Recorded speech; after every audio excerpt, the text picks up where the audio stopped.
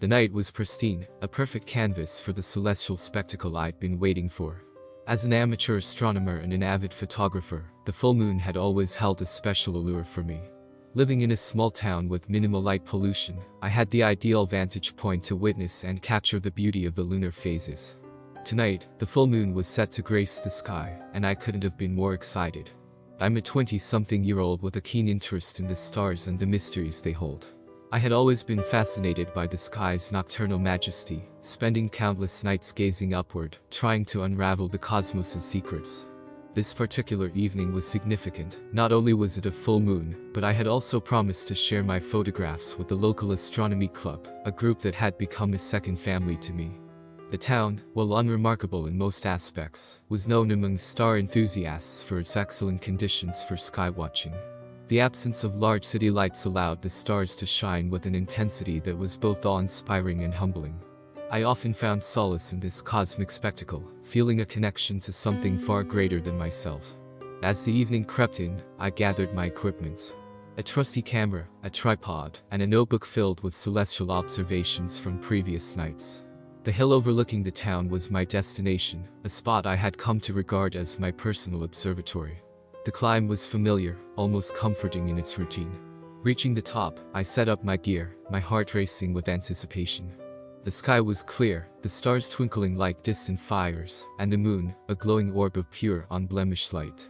It was as I adjusted the focus on my camera that I first noticed something odd. Peering through the lens, the town below seemed different.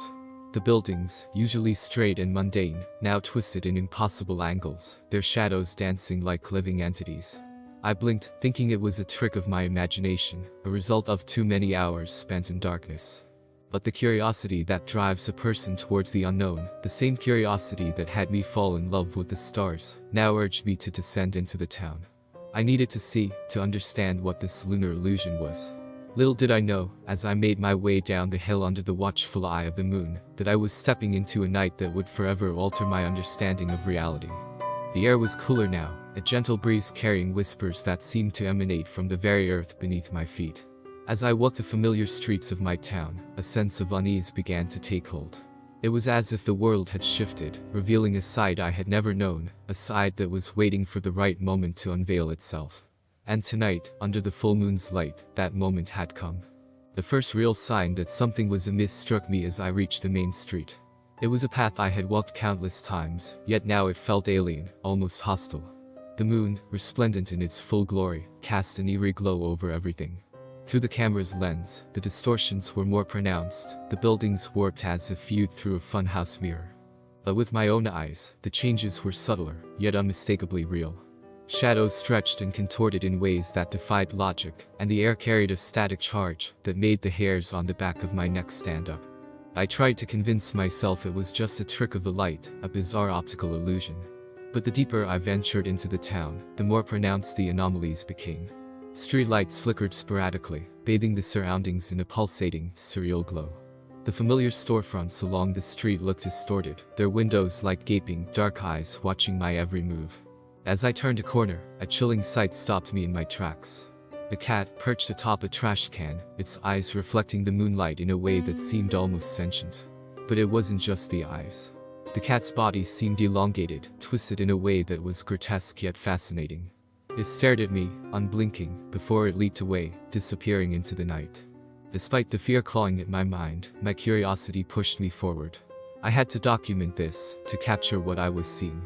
I raised my camera, snapping pictures of the distorted buildings, the strange shadows, the surreal atmosphere that had enveloped my town. Every click of the shutter felt like a step further into a world that was both familiar and utterly alien. The further I walked, the more the town's transformation revealed itself. Trees along the sidewalk, once benign and ordinary, now twisted into gnarled, almost sentient shapes. Their branches swayed not with the wind, but as if they were reaching out, grasping for something unseen. And then there were the whispers. Faint at first, like the rustling of leaves, but growing steadily in intensity. They seemed to come from all around me, a chorus of voices without discernible words, yet carrying an urgency that was deeply unsettling. It felt as if the very night was speaking to me, a language not meant for human ears. In the moonlight, everything I knew about the world, about reality, seemed to unravel. The familiar had become otherworldly, the mundane now a facade for something far more sinister. My heart pounded in my chest, a mix of fear and exhilaration. I was witnessing something impossible, something that defied explanation. And in that moment, I knew that this night was only the beginning of a journey into the unknown, a journey that I could neither stop nor turn away from. As I ventured further, the once familiar streets of my town took on a nightmarish quality. Buildings leaned at precarious angles, and windows shimmered with an unnatural luminescence. The moon's light seemed to warp the very fabric of reality, turning the mundane into the grotesque. I stumbled upon the town square, a place that had always been the heart of our community. But under the full moon's influence, it had transformed into a scene from a surreal nightmare. The statue of the town's founder, which stood proudly in the center, now appeared contorted, its once benevolent face twisted into a sinister grimace. The trees surrounding the square had grown taller, their branches intertwining overhead to form a dark, twisted canopy that seemed to pulse with a life of its own. As I walked, the ground beneath my feet felt unsteady, shifting and undulating like the surface of a disturbed pond. I fought to keep my balance, the sense of vertigo intensifying with each step. My breath came in short, sharp gasps, the air thick and heavy, as if charged with electricity. And then, I saw them. The townspeople. They wandered through the streets and the square, but they were no longer the neighbors I knew. Bathed in the moon's ethereal glow, their bodies were elongated and distorted, moving with jerky, unnatural motions. Their faces were blank, eyes hollow, as if their humanity had been stripped away, leaving only empty vessels roaming in the moonlit haze. A surge of fear gripped me, a primal instinct to flee from this abominable version of my home. But even as terror threatened to overwhelm me, my desire to understand, to uncover the truth behind this lunar nightmare, anchored me in place. I raised my camera, my hands trembling, and began to capture this hellish panorama. The click of the shutter echoed unnaturally in the still air, a solitary sound amidst the eerie silence that enveloped the town. But it was not just the sights that haunted me, it was the sounds, or rather, the lack thereof. The usual night sounds, the chirping of crickets, the rustling of leaves were conspicuously absent, replaced by a heavy, oppressive silence that seemed to smother everything. It was as if the town itself was holding its breath, waiting for something unspeakable to happen. I pressed on, each step taking me deeper into the heart of this twisted nocturnal world. My mind raced with questions. What was causing this? Was I the only one seeing it? Were these changes real, or just figments of my overactive imagination? The more I observed, the more the line between reality and nightmare blurred. I ventured towards the old library, a building I had frequented since childhood. But now, it loomed over me like a malevolent entity. Its windows, once sources of warm, inviting light, now glared down like baleful eyes. The brickwork was warped, the edges sharper, more menacing. Even the ivy that clung to its walls seemed alive, its tendrils writhing under the moon's influence. As I walked, I couldn't shake the feeling of being watched. It wasn't just paranoia, the sensation was tangible, a pressure on the back of my neck. I turned quickly, camera at the ready, but there was nothing there. Just the shifting, whispering shadows. The town park, once a haven of tranquility, was my next destination. The moon hung low over it, bathing the area in a ghostly light. The once neatly trimmed bushes and flower beds were now wild, overgrown, their shapes contorted into unsettling forms. The pond in the center of the park, a mirror to the sky above, rippled as if something beneath its surface was stirring. I felt a mounting sense of dread, the kind that gnaws at the edges of your mind, urging you to flee. But I was rooted to the spot, my eyes fixed on the pond. The water bubbled and frothed, and for a moment, I thought I saw a figure beneath the surface, a dark, twisted shape that moved with purpose. Shaking off the illusion, I continued my journey, documenting the lunar-induced madness that had overtaken my town. The streets were deserted now, or so I thought. As I rounded a corner, I found myself face to face with one of the townsfolk. It was Mrs. Henderson, the elderly librarian. But under the moon's influence, she was a grotesque parody of herself. Her eyes, once kind and gentle, were now empty pools of darkness. Her skin seemed stretched over her bones, giving her a skeletal appearance. She didn't acknowledge me, just continued her slow, aimless wandering. I called out to her, but she gave no indication that she heard me. It was as if I was invisible to her, a ghost in this moonstruck world. I backed away slowly, my heart pounding in my chest. The need to understand this phenomenon was quickly being overshadowed by a primal urge to survive. As I retreated, I glanced back at Mrs. Henderson, only to find her gone, vanished into the moonlit mist. My town, my home, had become a labyrinth of horrors, each street revealing a new, nightmarish vision. I was lost in a world that was both familiar and utterly alien, a captive of the full moon's sinister spell. The surreal landscape of my once familiar town seemed to close in around me, each twisted alley and distorted building pressing against my sanity. I moved through the streets, the moon high and mocking in the sky, its light a beacon for the unnatural transformations around me. The town was alive in a way I had never seen, pulsating with an eerie, otherworldly energy.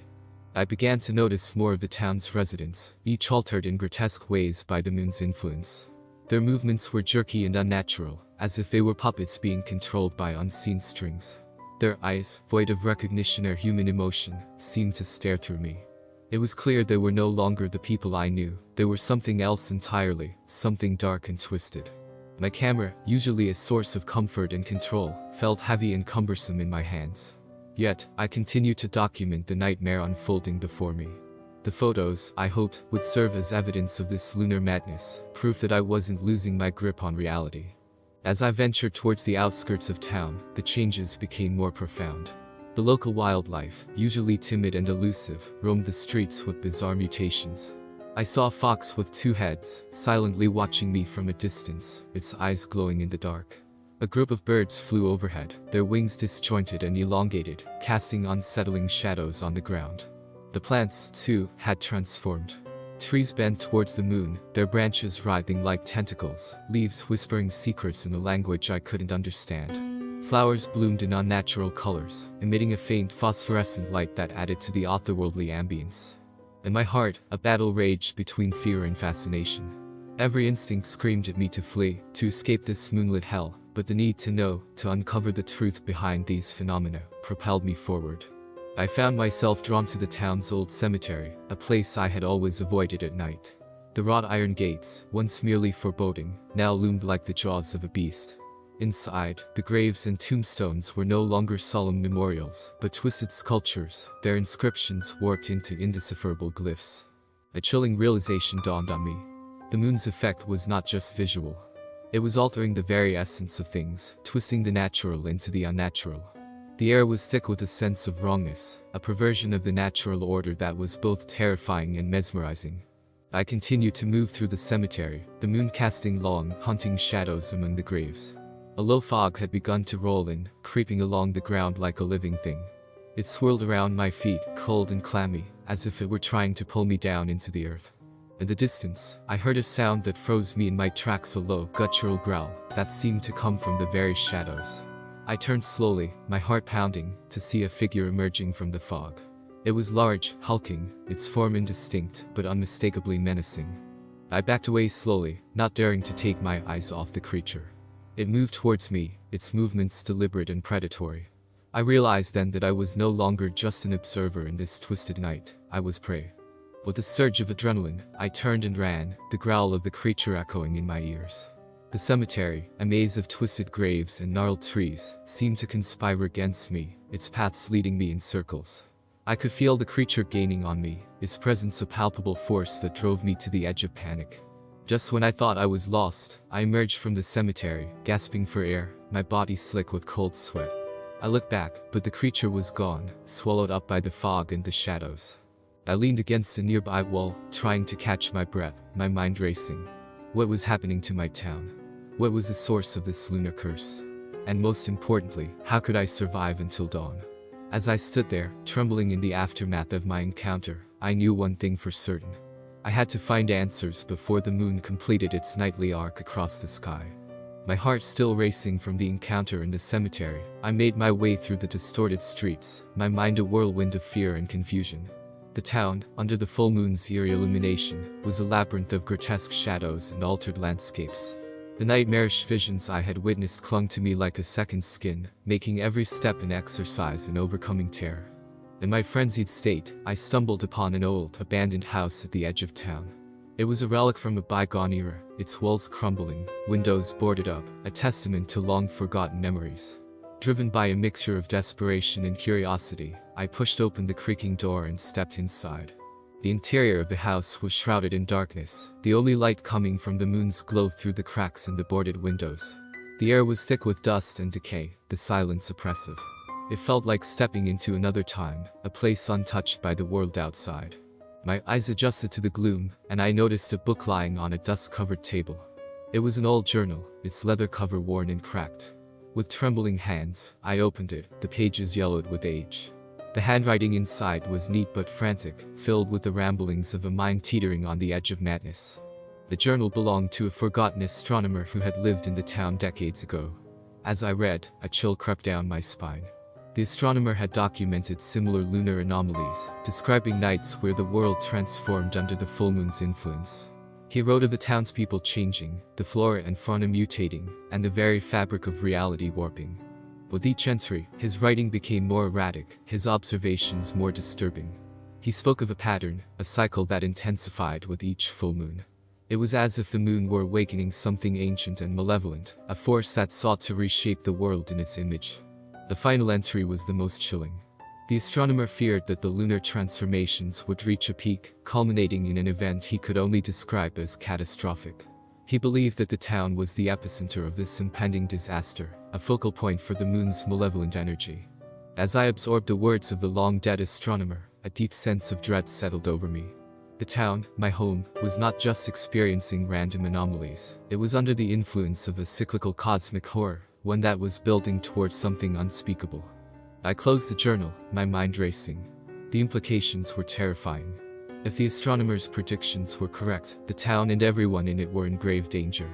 And I, inadvertently, had found myself at the heart of this nightmare. Just then, a sound from outside the house jolted me back to the present. It was a low, droning hum, growing louder, more insistent. I peeked through the cracks in the window boards and saw the townspeople converging towards the house. Their movements were slow, deliberate, as if they were being drawn by an unseen force. They were no longer human in any recognizable sense, their bodies grotesquely distorted by the moon's influence. Their eyes, empty of life, were fixed on the house, on me. I realized with horror that they were coming for the journal, the last piece of evidence of the town's cursed fate. I had to act fast. I grabbed the journal, my camera, and fled through the back door, just as the front door began to splinter under the weight of the advancing horde. My heart pounding, I ran through the back alleys and side streets, the sounds of the townspeople's pursuit a constant reminder of the danger snapping at my heels. The moon, a baleful eye in the sky, seemed to follow my every move, casting its malevolent glow over the town. As I ran, the realization that I was the only one aware of the true nature of this horror weighed heavily on me. The people I had grown up with, my friends, my neighbors, were now mindless puppets of the moon's will. I was alone in this nightmare, the sole bearer of the terrible truth contained within the pages of the astronomer's journal. I knew I couldn't stay in the town. The full moon's influence was too strong, the danger too great. My only hope was to escape and find someone, anyone, who would believe my story. With the journal as proof, I had to warn others, to prevent the catastrophe the astronomer had foreseen. But where could I go? The town was isolated, surrounded by miles of wilderness. The thought of venturing into the dark moonlit woods filled me with dread, but I had no choice. It was either face the unknown horrors of the forest or succumb to the twisted monstrosities that my town had become. With a deep breath, I plunged into the woods, the branches reaching out like gnarled hands in the moonlight. The forest, normally a place of refuge and peace, was now a shadowy maze, its paths obscured by the overgrowth and darkness. Behind me, the sounds of the townspeople faded, swallowed by the dense forest. But I couldn't shake the feeling that something was following me, lurking just beyond the reach of the moon's light. Every snapped twig, every rustling leaf, sent a jolt of fear through me. I pushed on, driven by a desperate hope for survival. The journal, clutched tightly in my hand, was a tangible link to reality, a reminder that the nightmare had a cause, a source that could perhaps be understood, maybe even stopped. As the night wore on, the forest seemed to close in around me, the trees whispering secrets in a language I couldn't comprehend. The moon, ever watchful, cast a pallid light through the canopy, its beams like fingers probing the darkness. Exhaustion set in, both physical and mental, but I dared not stop. The thought of what lay behind me, of what the full moon had wrought upon my town, spurred me on. I had to survive, to carry the truth of this lunar horror to the world beyond. And so, I ran, a lone figure against the backdrop of a nightmarish world, a world twisted and reshaped by the cold, uncaring light of the full moon. As dawn approached, the oppressive grip of the full moon began to wane, the night's horrors slowly receding like a nightmare fading upon waking. The forest, a labyrinth of shadows under the moon's influence, gradually returned to its mundane form, the sinister whispers of the trees dissipating in the early morning light. Exhausted, both physically and mentally, I emerged from the woods, the weight of the astronomer's journal in my hand, a constant reminder of the night's terror. The first rays of the sun brought a measure of relief, a promise that the nightmare was over, at least for now. I found myself on the outskirts of another town, one untouched by the lunar curse that had befallen my home. The normalcy of the morning was jarring, a stark contrast to the horrors I had witnessed.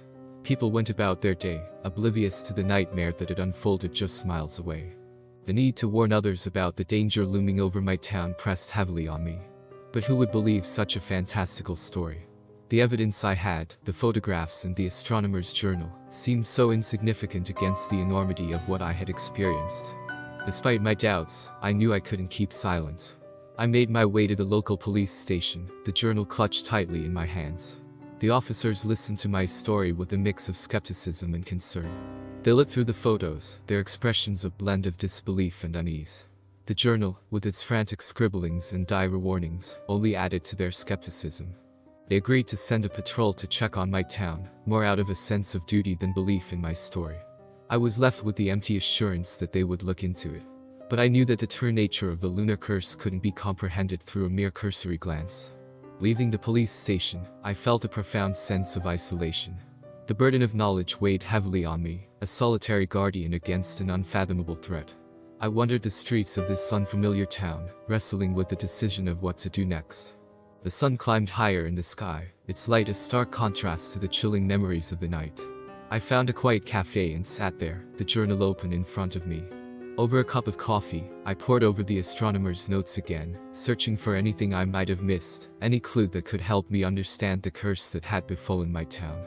The entries spoke of celestial alignments, lunar cycles, and esoteric theories that bordered on the arcane. It was clear that the astronomer had dedicated his life to unraveling the mysteries of the full moon's influence, but even he had reached a point where science gave way to speculation and fear. As I read, a plan began to form in my mind. I couldn't face this alone, I needed help. The local astronomy club, the one I had promised my full moon photographs to, might be a start. There were a group of enthusiasts and amateur scientists, but among them, there might be someone who would believe me, someone who could help me delve deeper into the astronomer's research. Determined, I gathered my things and left the cafe. The journey back to my town was a long one, but the need to act, to do something about the impending catastrophe, gave me a sense of purpose. Upon my return, the town appeared normal, untouched by the horrors of the night. The people I had seen transformed by the moonlight were now going about their lives, unaware of the nightmare they had been a part of. It was surreal, walking among them, knowing what I knew. I headed straight for the astronomy club, my resolve strengthening with each step. The members greeted me with smiles and questions about my full moon photos, oblivious to the gravity of my visit. I shared my story, showing them the photos and the journal. There were expressions of disbelief, of course, but to my relief, there was also interest, a willingness to entertain the possibility of something beyond ordinary understanding. Together, we pored over the astronomer's notes, discussing and debating into the evening. The club members were intrigued by the patterns he had documented, the potential astronomical phenomena that could be at play. It was agreed that we would meet again, to research further, to try and find a way to prevent the catastrophe the astronomer had foreseen. As I left the club that evening, a sense of cautious hope filled me. The nightmare of the full moon was not over, it was merely lying dormant, waiting for its next cycle. But now, I was not alone in my fight against the looming darkness. With the help of the astronomy club, there was a chance we could uncover the truth behind the lunar curse, and find a way to stop it. The full moon would rise again, but next time, we would be prepared, ready to face whatever horrors it brought. The fight against the unknown had just begun, and I was no longer a lone witness to the terror of the lunar distortion. The days following the meeting with the astronomy club passed in a blur of research and restless anticipation. We delved into ancient astronomical texts, scoured scientific journals, and explored every conceivable theory that might explain the lunar anomalies. The astronomer's journal served as our guide, a beacon in the murky waters of the unknown. Night after night, we gathered to discuss our findings, each member bringing their own expertise and insights to the table. The sense of camaraderie and shared purpose was a balm to the isolation and fear I had felt since that fateful night. Together, we were more than just enthusiasts gazing at the stars. We were a team on the brink of uncovering a cosmic mystery. As the next full moon approached, a sense of urgency gripped us. We had theories, hypotheses about lunar cycles, gravitational anomalies, even the possibility of unknown natural phenomena. But theories were not enough. We needed evidence, proof that could either validate our fears or lay them to rest. The night of the full moon arrived, a night that would either confirm our worst fears or offer a glimmer of hope. Armed with cameras, recording equipment, and a myriad of scientific instruments, we set up our observation post on the same hill where I had first witnessed the town's transformation. The moon rose, a luminous orb dominating the night sky, its light casting an eerie glow over the landscape. We watched and waited, our eyes fixed on the town below, our instruments poised to capture any anomaly. But as the night wore on, the expected horrors did not materialize. The town remained peaceful, its streets and buildings bathed in the gentle light of the full moon. No twisted shadows, no grotesque transformations, just the quiet tranquility of a small town under a starlit sky. Relief washed over us, mingled with a sense of bewilderment. Had the lunar curse been a fleeting phenomenon, a transient distortion of reality that had come and gone without explanation? Or had our preparations, our focused attention on the moon and its mysteries, somehow averted the nightmare? As the moon reached its zenith and began its slow descent, we continued our vigil, but the night remained calm, untouched by the terror that had gripped the town during the last full moon. The first light of dawn found us weary but unscathed, the threat of the lunar distortion seemingly past. In the days that followed, we pored over the data and recordings from that night, searching for any anomaly, any clue that might explain the absence of the horrors I had witnessed. But there was nothing, no evidence of the grotesque transformations, no hint of the otherworldly terror that had pervaded the town. The townspeople, blissfully unaware of the nightmare that had loomed over them, went about their lives as usual. To them, the full moon had been just another phase in the celestial cycle, beautiful and serene. I, however, could not shake the feeling of unease. The memories of that night, the twisted reality I had experienced, were etched in my mind, as real as anything I had ever known. The photographs I had taken, the journal I had found, were proof that it had not been a mere figment of my imagination. But with no recurring anomalies, no further evidence of the lunar distortion, my story became an enigma, a chilling tale of a night when the moon revealed a darker, more sinister aspect of itself. The astronomy club and I continued to meet, to watch the skies and probe the mysteries of the universe. But the lunar distortion remained a mystery, a singular event lost in the annals of unexplained phenomena. As for me, I find myself looking up at the moon with a mixture of awe and apprehension. The beauty of its celestial glow now carries a tinge of fear, a reminder of the night when the world around me turned into a grotesque, twisted version of itself. Each full moon brings a sense of anticipation, a question lingering in the back of my mind. Will the lunar distortion return?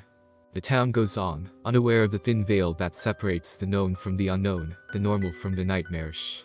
And I, forever changed by that night, continue to search for answers, to understand the mystery of the lunar distortion.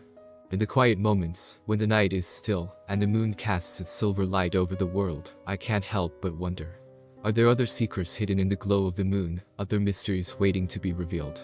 The full moon will rise again, and with it, the possibility that the world might once more turn into a grotesque, twisted version of itself. The story ends, but the mystery remains, a haunting reminder that the universe holds wonders and terrors beyond our understanding. And somewhere, in the vast expanse of the night sky, the moon watches, a silent witness to the fears and curiosities of the human heart.